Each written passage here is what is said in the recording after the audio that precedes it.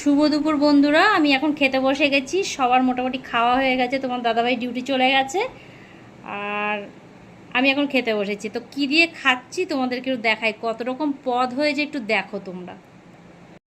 এরকম ভাত নিয়েছি আর এটা হচ্ছে কাঁকরোল আর আলু কুচিয়ে ভাজা করা হয়েছে।